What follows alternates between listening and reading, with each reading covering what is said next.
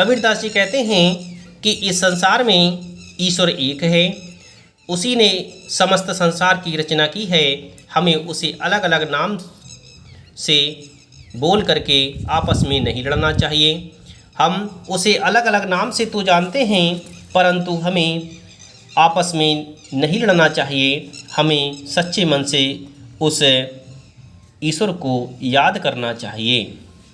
कबीरदास जी कहते हैं, काबा फिर काशी भया, रामई भया रहीम, मोट चून मैदा भया, बैठ कबीरा जी। कबीरदास जी कहते हैं कि काबा फिर काशी भया। काबा का अर्थ होता है मक्का, मक्का मदीना। मक्का मदीना मुस्लिम धर्म का पवित्र स्थान माना जाता है। काशी, काशी वाराणसी में स्थित है। काशी हिंदुओं का तीर्थ स्थान माना जाता है।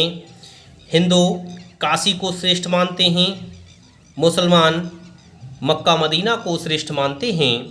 कबीरदास जी ने स्पष्ट कहा है कि हिंदू मुसलमान की एकता ही श्रेष्ठ है।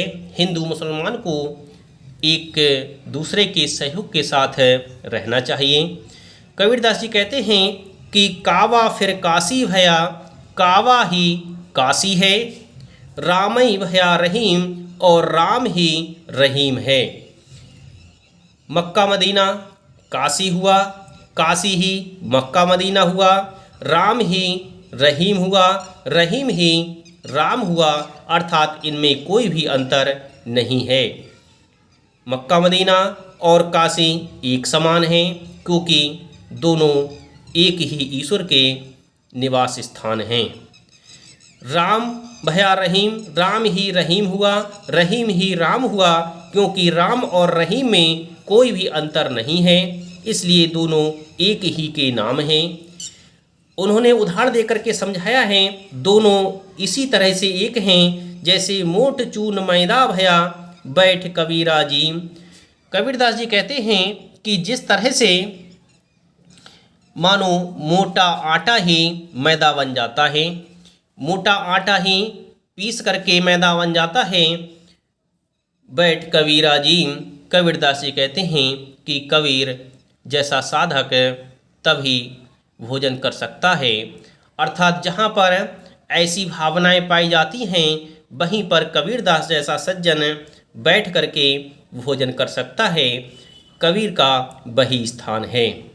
इस तरह से कबीरदास जी कहते हैं कि काबा फिर काशी भया, रामई वही रहीम। काबा अर्थात मक्का मदीना ही काशी हुआ, अर्थात काशी और मक्का मदीना में कोई भी अंतर नहीं है। रामई भया रहीम, राम ही रहीम हुआ, रहीम ही राम हुआ, क्योंकि राम और रहीम में कोई भी अंतर नहीं होता। जैसे उदाहरण देकर के कहा है, मोट चून मैदा भया, मोटा चून पीस करके मैदा हो जाता है, परंतु होता चून ही है, उसमें कोई भी अंतर नहीं होता।